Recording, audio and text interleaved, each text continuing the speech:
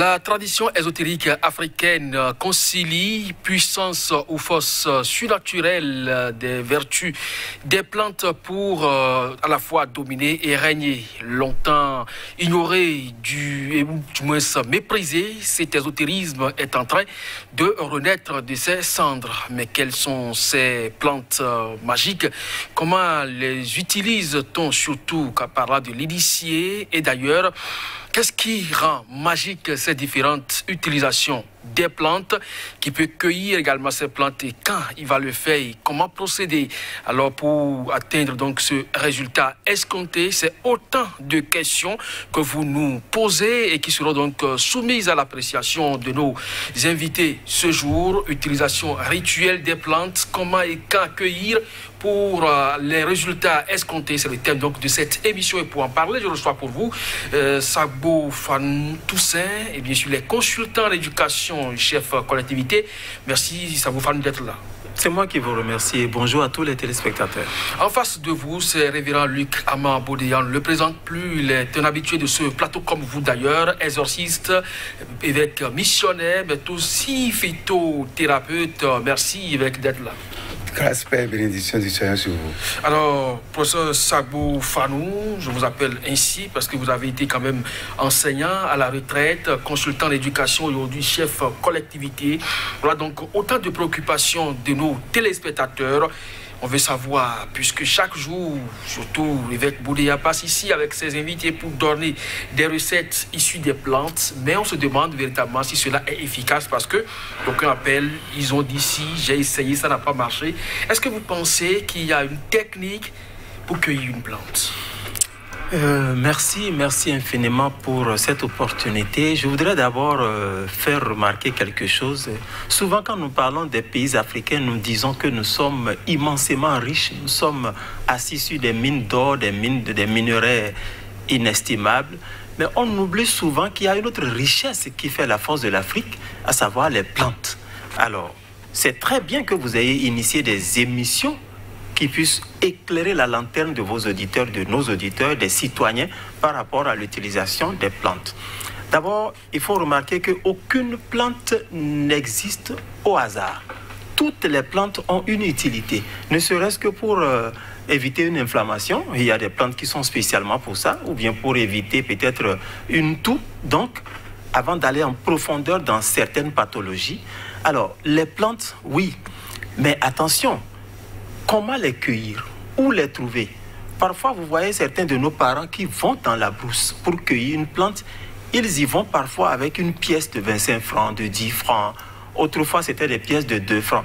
C'est comme pour demander l'autorisation à la nature de vous concéder, de vous passer cette plante pour résoudre un problème. Ce n'est pas un rituel extraordinaire ou sorcier, non.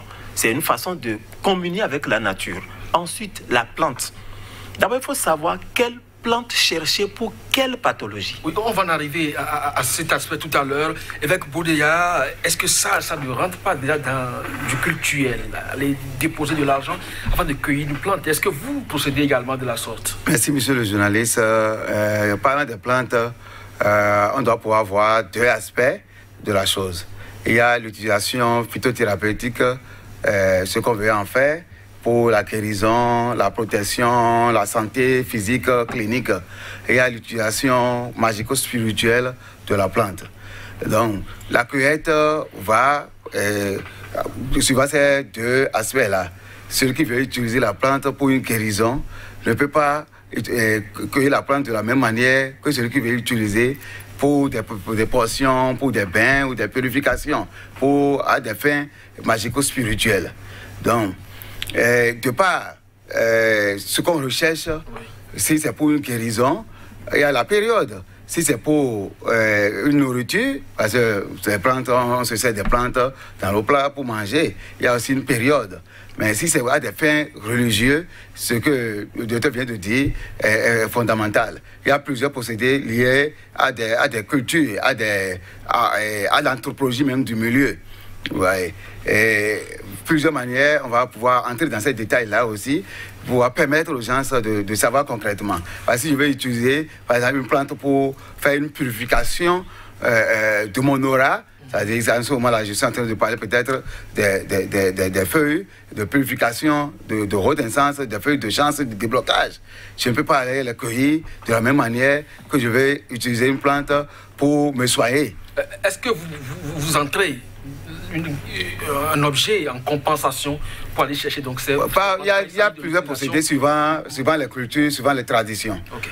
Il y a la manière même de sécrer, comme on l'a dit, les plants ont aussi l'âme, ont aussi une personnalité qu'il faut respecter. Ce que je te viens de dire, en allant dans la brousse avec une somme d'argent, c'est pour montrer que l'âme, le plan, la plante qu'il veut chercher a aussi une personnalité et il veut demander une permission.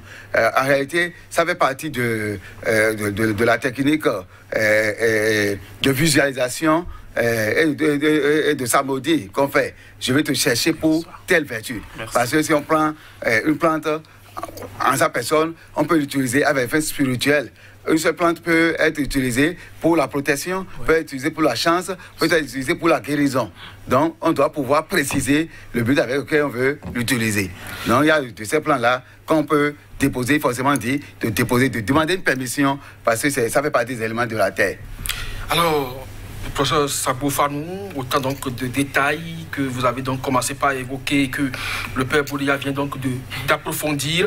Alors, il y a donc des techniques pour cueillir, mais véritablement, qui peut le faire? D'abord, je voudrais attirer votre attention sur un fait. Je ne dis pas que forcément, lorsque vous allez dans la brousse, si vous ne déposez pas une pièce, vous ne pouvez pas cueillir une plante. Ce n'est pas ça. Non. Il y a des procédés que nos parents font. Il y a aussi le fait, même si vous n'avez pas un copec que vous allez chercher la plante, il y a des gens qu'on voit s'agenouiller devant une plante avant de la cueillir. On ne vient pas comme ça, comme on prend un micro pour l'arranger, on ne va pas vers une plante comme ça, comme l'a dit mon frère. La plante a une âme, la nature a une âme qu'il faut respecter si vous voulez qu'elle vous profite.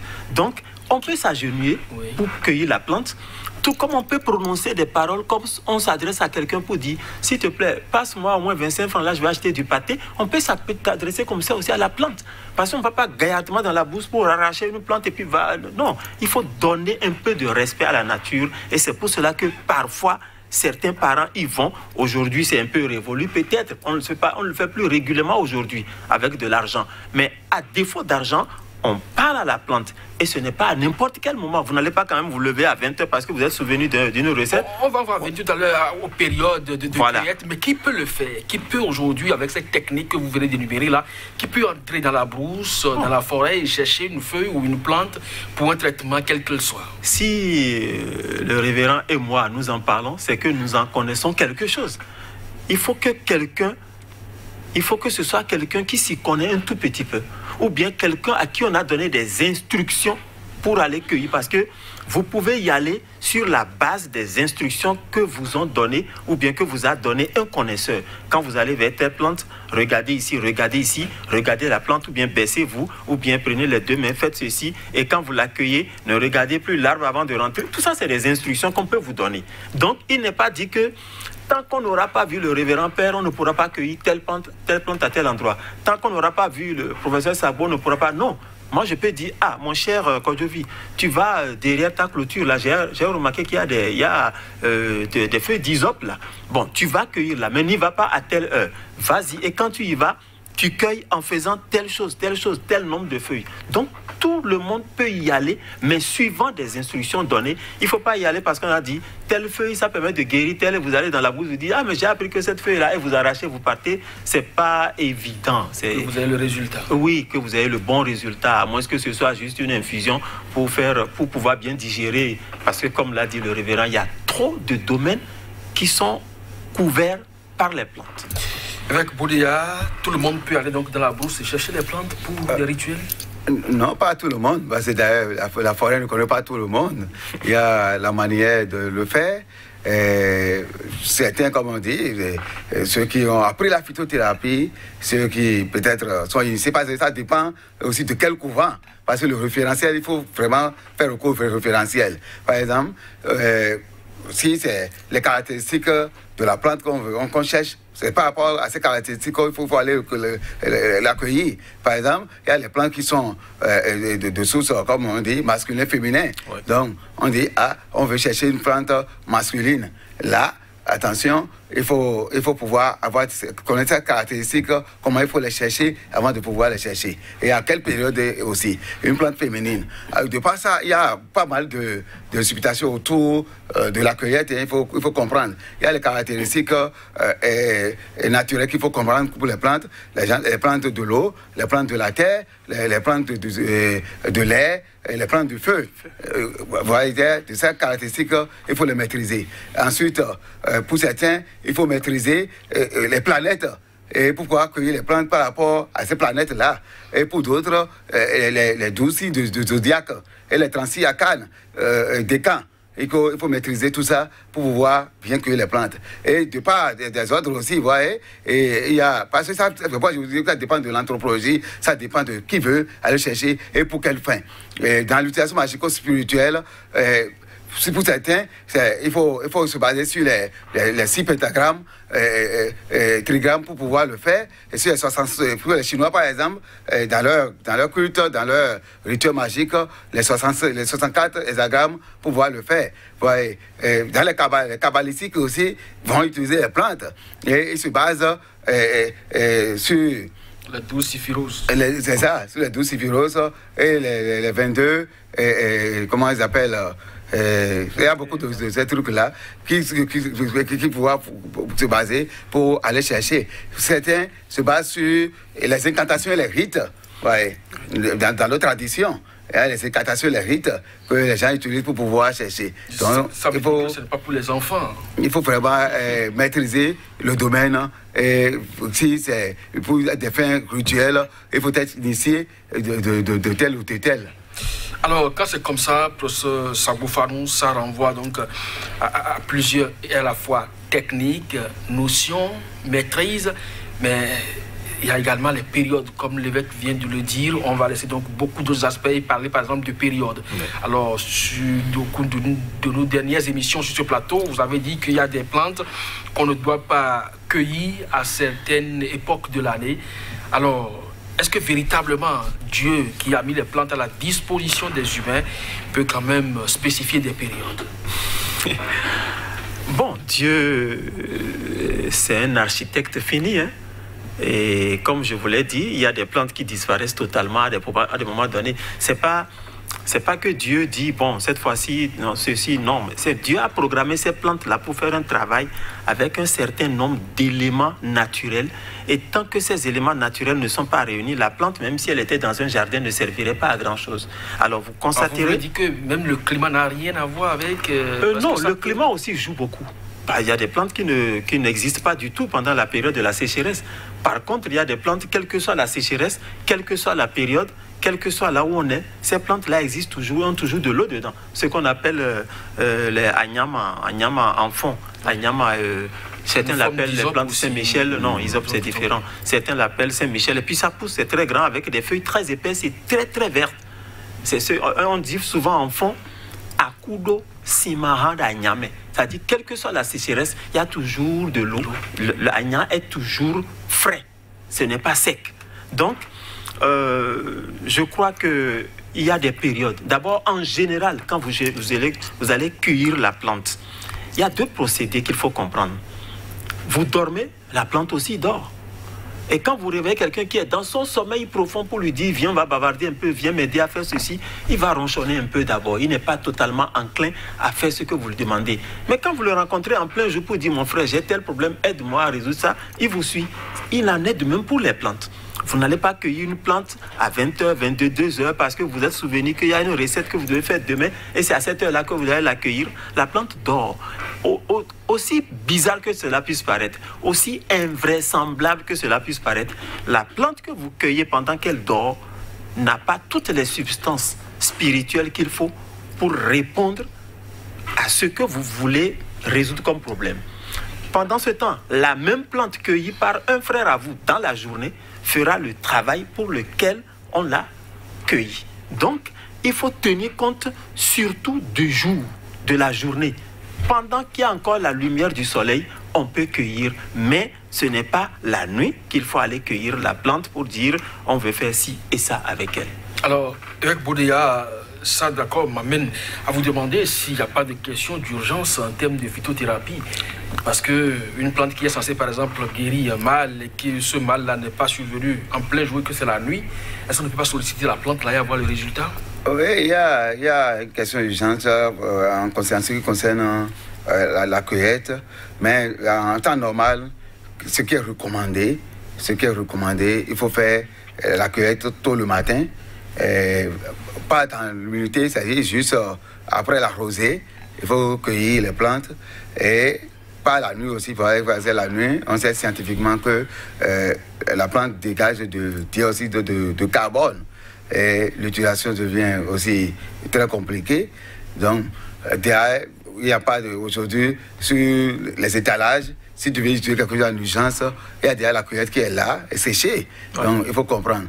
Mais tôt le matin, c'est le moment recommandé habituellement pour pouvoir cueillir les plantes après la rosée, parce que pas dans l'humidité. Il ne faut pas chercher au moment où il n'y a plus pour aller chercher les plantes aussi.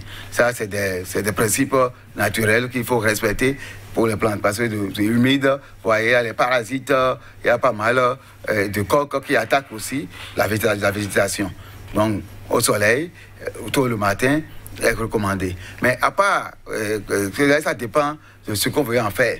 Si c'est pour des utilisations magiques, il y a le moment de chercher les feuilles et les racines. Par exemple, à la lune, de la nouvelle lune, à la pleine lune, entre la lune ascendante, il faut aller chercher les feuilles, les fleurs comme les écorces. Mais à la lune descendante, de la pleine lune à la lune descendante, il faut chercher les racines. Simplement parce que à la lune ascendante, les sèves montent de l'écorce à la racine et aux fleurs. Donc, pour pouvoir utiliser ces parties du plant, l'écorce, feuilles et fleurs, il faut les chercher à la lune ascendante. Et à la lune descendante, il faut chercher les racines parce que les sèves tombent déjà dans les racines. Donc, il faut, parce que si tu vas chercher une plante, bien la racine de plante à la lune ascendante, il faut être sûr que tu n'auras pas les mêmes résultats. Parce qu'en cette période, la racine est pauvre, de façon scientifique. Donc, il y a ça.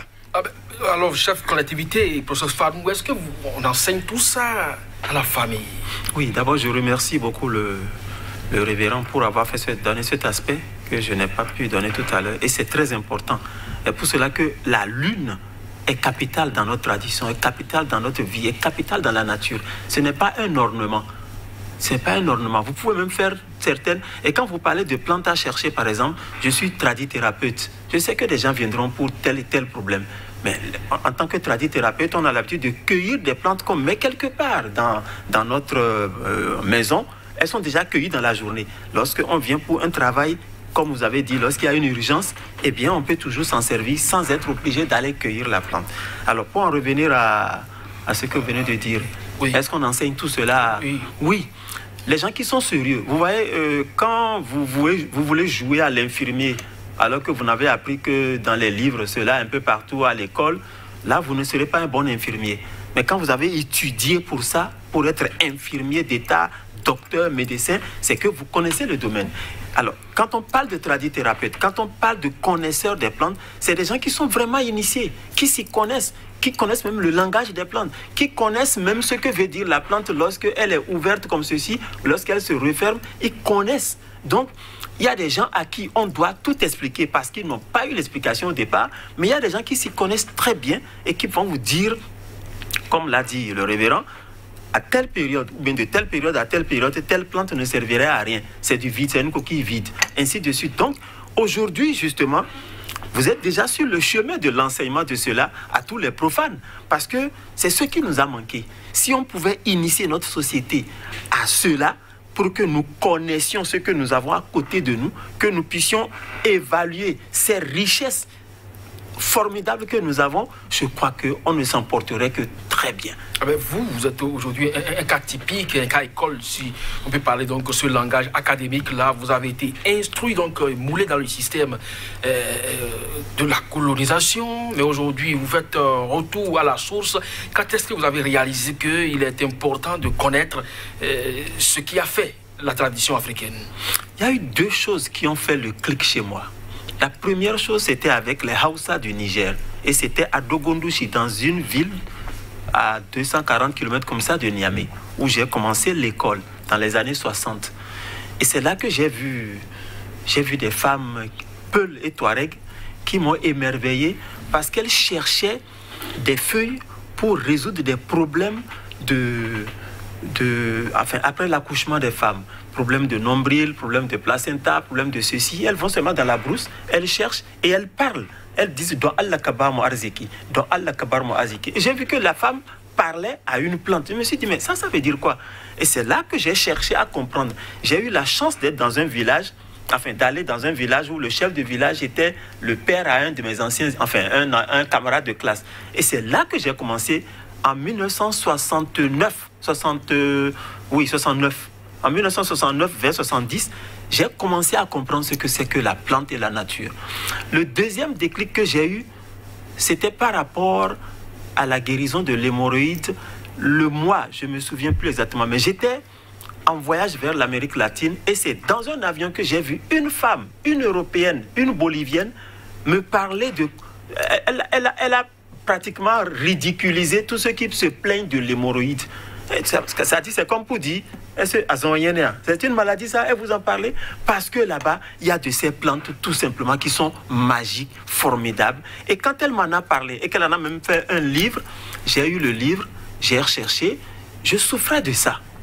Et quand je suis revenu de l'Amérique latine en 1990, je vous assure, je l'ai appliqué de 90 jusqu'à ce jour. Moi, je n'ai plus jamais entendu parler de l'hémorroïde. Ça ne coûte rien du tout. Et comment ça se fait? Vous pouvez l'écraser, chercher une pommade ou bien un lait, quelque chose qui serait même un onguent que vous mélangez avec et vous passez ça dans votre rectum. Vous ne ferez pas 3 jours de traitement avant que l'hémorroïde, qu'elle soit interne ou externe, ne disparaisse. Alors là, je me suis dit, il ne sert à rien d'être professeur certifié, professeur d'anglais, professeur de langue, professeur émérite, si vous ne connaissez pas un tout petit peu ce qui concerne votre terroir. Mon grand-père a vécu jusqu'à l'âge de 122 ans. À 121 ans, il continuait de faire la cuisine. Et quand je le vois faire, je dis, mais comment on peut avoir 121 ans tout courbé, aller chercher...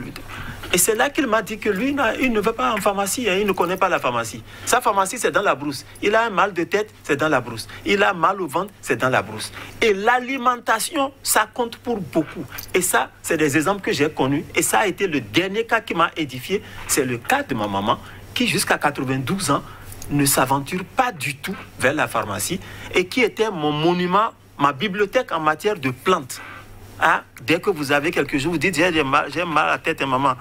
Ah, vous dites et puis elle était tellement à l'aise que moi je me suis dit, mais nous qui avons été moulés dans la pharmacie là, on court en pharmacie, surtout qu'il y a 2 aspects là. On court pour montrer aux autres qu'on est snob, on connaît papier, on connaît pharmacie, et deuxièmement on a de l'argent pour se permettre d'aller en pharmacie. C'était ça le snobisme, et c'est ça qui continue de nous caractériser. Mais celle-là, jusqu'à 92 ans, quand j'ai compris son alimentation, je me suis mis à son école. Et je vous assure, vous ne regrettez pas. Je ne le regrette vraiment pas. Évêque Bouria, qu'est-ce qui rend magique? Parce que le mot est sorti tout à l'heure.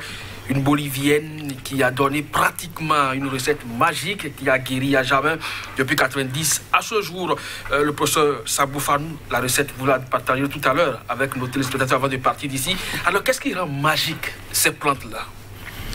Je vous remercie. C'est la connaissance et l'identification qui rend magique ces plantes. Parce que si tu n'es pas un habitué du domaine, si tu n'es pas formé pour, si tu ne connais pas la forêt, tout ce que les gens ont fait pour pouvoir, pour l'utilisation phytothérapeute, l'utilisation de guérison, tu vas te dire que c'est magique. C'est l'identification de la personne qui se trouve initiée, qui s'y connaît dans la matière, qui sait qu'en utilisant telle plante, on doit pouvoir guérir telle chose. Et de par notre tradition, c'est toujours quelques élites,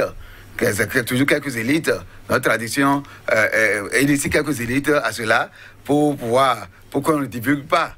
Mais aujourd'hui, il faut divulguer pour que tout le monde puisse se prendre en charge. Vous voyez, chez nos parents, si vous allez chez eux, ils ne vont pas vous dire, quel que soit le mal, allez à la pharmacie, non, ils ne vont pas vous dire ça. Mais ils vont dans la brousse chercher des trucs. Même la nourriture, tout ce qu'ils mangent, ce n'est pas ce que nous mangeons aujourd'hui. Ouais. L'environnement même change, où tout change aujourd'hui dans les plantes. Mais une recette traditionnelle qui doit pouvoir être utilisée pour guérir, n'a rien de magique en réalité. La personne maîtrise la substance active qui se trouve dans ces vertus-là. Et utilise la substance pour pouvoir guérir, pour pouvoir se faire guérir. C'est ça la question.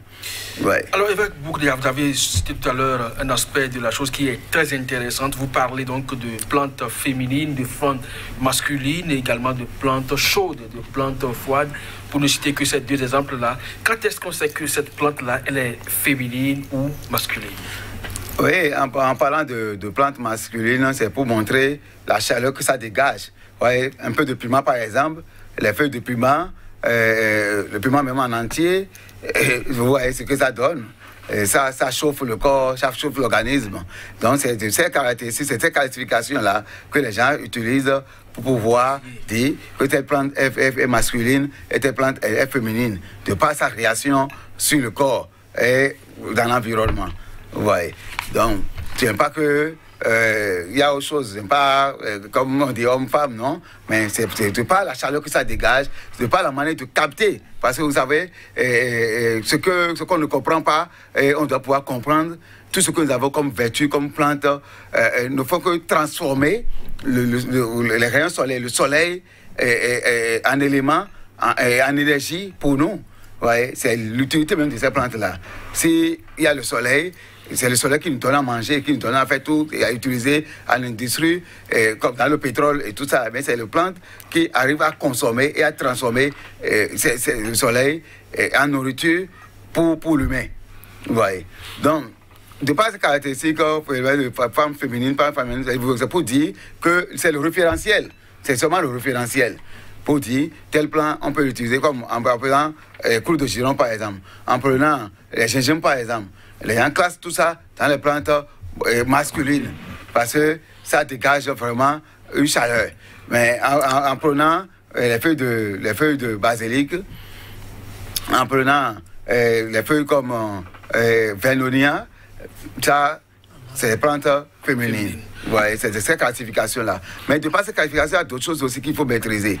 Ouais, à l'église, comme on dit, pour même cueillir les plantes, il faut chercher ces plantes-là le jour de Saint-Jean, c'est-à-dire le 24 juillet. Simplement parce que c'est par rapport aux sorties d'été qu'il faut chercher la plante. Par exemple, on dit qu'à partir de cet instant, le soleil est plus ardent, virulent. Oui. Donc, en se basant sur ça, on dit, pour pouvoir faire la cueillette, il faut faire la cueillette... N'importe quelle plante? Oui, on dit oui. Pour pouvoir faire n'importe quelle cueillette, il faut faire la cueillette le jour de Saint-Jean. Mais les modernistes aujourd'hui, les phytothérapeutes modernistes aujourd'hui ont donné une autre classification de la cueillette. Ils disent, il faut chercher la plante, il faut chercher la plante en période de floraison. Voilà. La période qui est vraiment déterminée pour pouvoir chercher la plante. Ouais. Et de part, je vais par exemple des feuilles de laitue dont on parle, les salades. Ouais, on dit, en juillet, il vaudrait mieux s'assaisonner de manger de la salade et les feuilles de pissenlit par exemple. Pourquoi ça? Parce que c'est regorgé vraiment de la sève. Et la sève est toxique. D'accord. Donc on dit, en cette période, à partir du mois de juillet, où la sève est regorgée, donc c'est pas cette qualification de dire, va chercher les plantes en ce moment pour enlever moins de toxicité dans ces plantes-là. Parce que en période, en juillet par exemple, surtout en juillet, pour les feuilles de laitue, dont on dit salade, les gens mangent à tout bout de champ, les gens ont tendance même à produire tous les mois pour dire, il faut que ça manque sur le terrain. Mais en juillet, ces plantes sont regorgées vraiment d'eau et de la sève. Et la sève, à l'intérieur de ces plants, de ces feuilles de laitue, sont toxiques. Alors, si c'est abondant, c'est toxique pour l'organisme. Donc, il faut aussi savoir, c'est pas ce critère-là que les gens disent, allons chercher, on dit en cette période, en période de juillet, n'allez même pas chercher les feuilles de salade, ni les feuilles de pissenlit, parce que c'est regorgé d'eau. Alors, on va revenir donc si tu permets, je vais mettre juste un petit élément. Vous savez, chez nous, dans la tradition, dans nos villages, on parle de plantes femelles et de plantes masculines selon que la plante donne des fruits ou n'en donne pas. J'ai un exemple chez moi. J'ai par hasard mis en terre des plants de moringa. Mais je vous assure, peut-être que dans tout le quartier à la ronde, on n'en trouve pas les mêmes. Je ne sais pas comment ça s'est passé, mais il se fait que j'ai les moringas femelles qui donnent beaucoup de fruits. Et quand on laisse ces fruits sécher, on les cueille. Bon, moi j'ai pris l'habitude d'arroser, qu'il pleuve ou qu'il neige, j'arrose. De sorte que je peux faire 3 à 4 à 5 récoltes par an. Contrairement aux moringas qui sont dans la brousse, qui sont femelles et qui donnent peut-être 1 ou 2 récoltes par an. Moi, j'en ai jusqu'à 5. Il suffit d'enlever et de les mettre au soleil, de sécher. Donc là, j'ai les moringas femelles. Le papayer, par exemple, il y a des papayers, quand vous les mettez en terre, ça ne vous donne jamais des fruits de papaye. Ça donne seulement des fleurs et c'est là, ça pousse, il n'y a pas de fruits.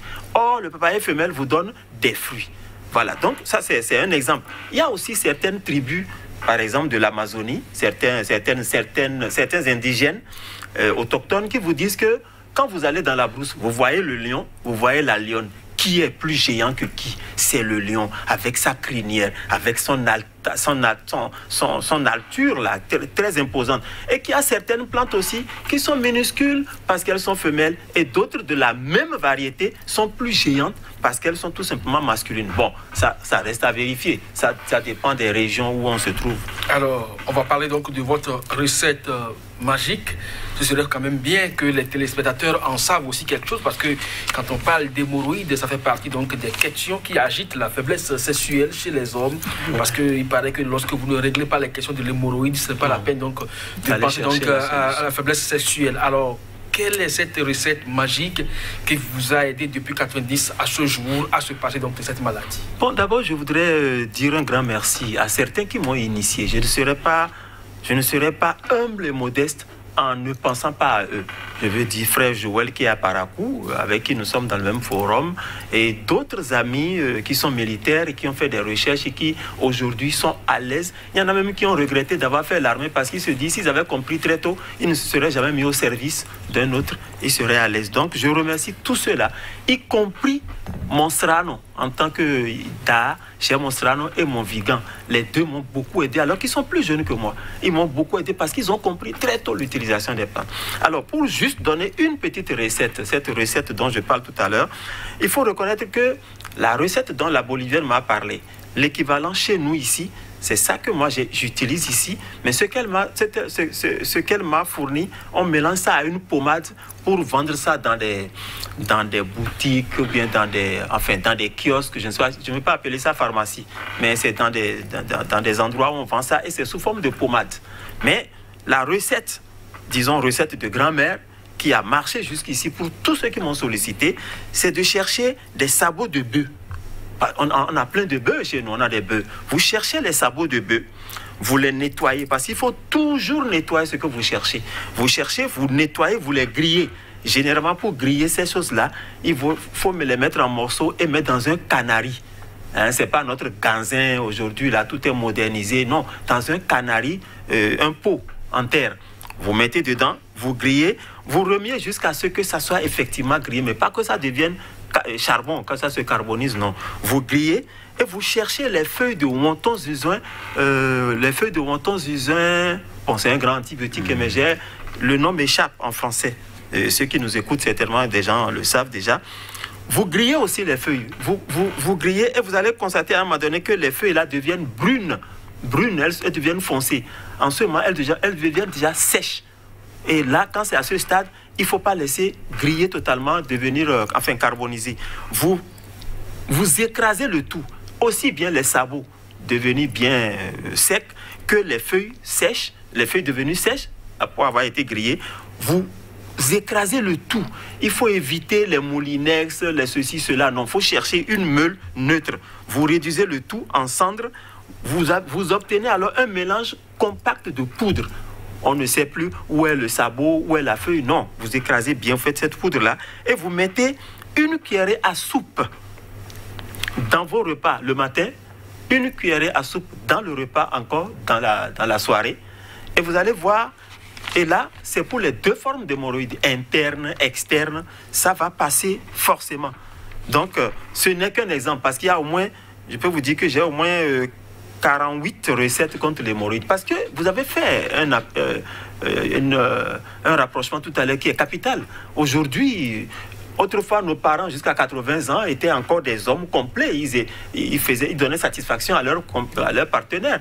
Et aujourd'hui, déjà à 25 ans, 35 ans, 40 ans, il y a des gens qui se plaignent. Ce n'est pas pour rien que l'industrie pharmaceutique a parlé de Viagra. Mais vous savez le mal que tout cela a fait. Or, quand vous réglez le problème d'hémorroïdes, si éventuellement votre problème de faiblesse sexuelle n'est pas réglé, vous n'avez même pas besoin de dépenser 1000 francs ou bien 500 francs pour régler le problème de faiblesse sexuelle. Parce que on dit souvent, dans la Bible même on dit, mon peuple meurt faute de connaissance, je crois. Hein?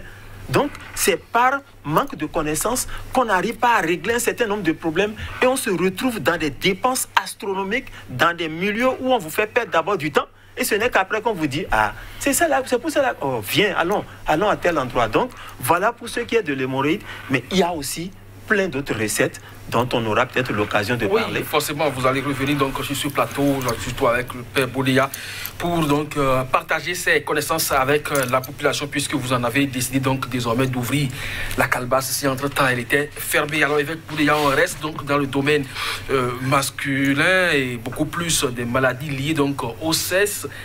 Quand tout à l'heure on a parlé donc de l'hémorroïde qui influence aussi les faiblesses sexuelles, mais l'autre mal qui ronge également les hommes, c'est la prostate. Je vous remercie. La prostate, effectivement, ronge les hommes. À partir de 40 ans déjà, si on ne s'y prend pas, ça se développe et puis ça crée des ennuis. Et nous avons tout ce qu'il faut pour pouvoir vraiment nous prévenir de ça. Nos parents en ont fait et jusqu'à 100 ans, ils n'ont eu aucun problème de prostate. Et aujourd'hui, de ces vertus, ce que j'ai dit, la racine de papaye mâle. La racine de papaye mâle est très efficace. Il faut chercher la racine de papaye mâle. L'écorce de figuier et ahuagoto. Fongoto. Prumier. Écorce de prumier. L'écorce de prumier. Fongoto, en faisant la décoction avec racine de papaye mâle, avec la racine de adjiquin, comme les gens disent. Oui. Adjiquindo. Oui. En faisant ça, vous allez constater que vous aurez une satisfaction totale. Ça, c'est pour prévenir. C'est pour prévenir. Maintenant, ceux qui sont déjà malades, ceux qui sont déjà malades de la prostate, ils vont ajouter les trucs là, les feuilles, comme je dis, ce que les gens ont chez nous, non, c'est pas, c'est les feuilles, les petites graines le fruit même de sésame, goussi. Ils vont ajouter ça aussi, ça règle ça. On ajoute, et pour pouvoir créer le malin, les écorces de prumier, la racine de papaye mâle et la racine de adjiquin et les adjiquins non mûrs. Les fruits même non mûrs, il faut ajouter. Ajouter un fruit de sésame, goussi, pour pouvoir faire la décoction et boire. Alors,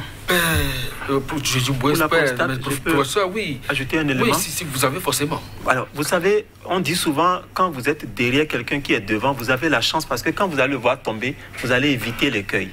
Et c'est pour ça que je dis, la jeunesse aujourd'hui a une chance énorme. Cette chance, c'est quoi? Il y a beaucoup de recettes, il y a beaucoup de choses sur Internet. Et lorsqu'on commence très jeune, par exemple, à lutter contre la prostate, c'est tant mieux. Ceux qui n'ont pas eu cette chance et qui ont déjà commencé à développer la prostate à partir de 50 ans, 60 ans, c'est très difficile. Mais quand vous êtes jeune déjà, à partir de 30, 35 ans, commencez ceci. Vous cherchez 8 oignons. Ça dépend. Si c'est des oignons bien gros, vous cherchez 8. Si ce n'est pas très gros, vous en cherchez au moins 12. Vous prenez ces oignons, vous enlevez toutes les épluchures sèches là, tout ce qui couvre l'oignon, vous enlevez ça. Vous coupez en morceaux, vous mettez dans un mortier correct. Je dis toujours, évitons les moulinex, ou bien comment vous appelez ça, bon, tout ce qui est électronique là pour faire moudre.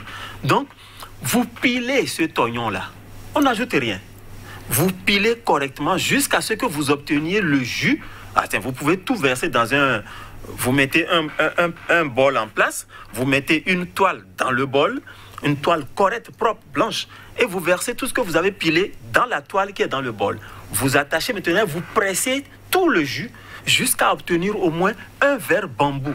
Ça fait, je crois, les petites bouteilles de bière, là, 33 centilitres, là, à peu près. Donc, vous pressez, vous avez le verre bambou. Si vous avez de la peine à supporter le goût de l'oignon, cherchez 2 clous de girofle, bata.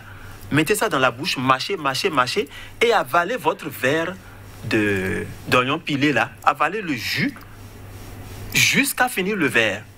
Vous envoyez tout dans votre organisme.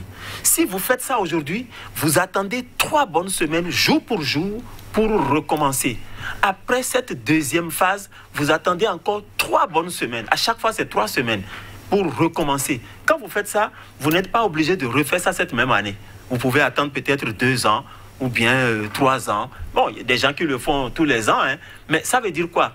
Quand vous le faites, vous nettoyez le tuyau dans lequel il y a la crasse. Quand vous urinez, quand vous approchez une femme, ce que vous envoyez, il y a toujours des traces qui restent dans ce tuyau d'écoulement. Et quand vous faites ce genre de recette, vous nettoyez le tout. Avant qu'il n'y ait encore dépôt, on peut attendre au moins 2 ans, même 3 ans. Alors on va bientôt sortir de cette émission, malheureusement. J'ai ajouté quelque chose. Toutes les recettes que je donne, je dis toujours, quand vous finissez de faire la recette, dites toujours à l'Éternel de bénir ce que vous voulez faire pour la guérison que vous souhaitez. Alors, et si vous parlez par exemple de plats incurables, rapidement, en quelques minutes. Plats incurables, c'est très simple. Cherchez quelque part où on a coupé des bananiers. On a coupé des bananiers, les troncs sont encore là et c'est des troncs qui sont en train de pourrir. Cherchez la sève de ce tronc qui pourrit. Prenez cette sève-là, allez nettoyer la plaie correctement avec l'eau et le savon et passez cette sève dans cette plaie incurable-là. Ce n'est pas évident qu'une semaine après, vous ayez encore cette plaie incurable. Avec Bodia. Oui, pour une plaie incurable, il faut chercher du charbon de n'importe quel bois, écraser et mettre dans la plaie. Vous aurez la cicatrisation rapide aussi. N'importe quel bois. Oui, charbon de cuisine. Alors on va bientôt donc quitter cette émission, comme je l'ai dit. Merci donc à vous, Père Bodea, pour vos apports. Merci également à vous, professeur Sabo Fanou, chef collectivité, je le rappelle. Vous êtes aussi consultant en éducation pour vos éclaircissements. On reviendra plus amplement sur l'utilisation des plantes. On parlera beaucoup d'autres maladies, également les recettes y afférentes. À chacun et à tous, merci de nous avoir suivis. C'était votre émission Ici et ailleurs, consacrée donc à l'utilisation rituelle des plantes qui peut cueillir, qu'accueillir pour obtenir véritablement le résultat escompté. Je crois que cette émission peut-être vous a comblé, mais si ce n'est pas le cas, apportez-nous également vos zones d'ombre, quitte à être donc éclairées plus tard par nos invités. À très bientôt sur SICA.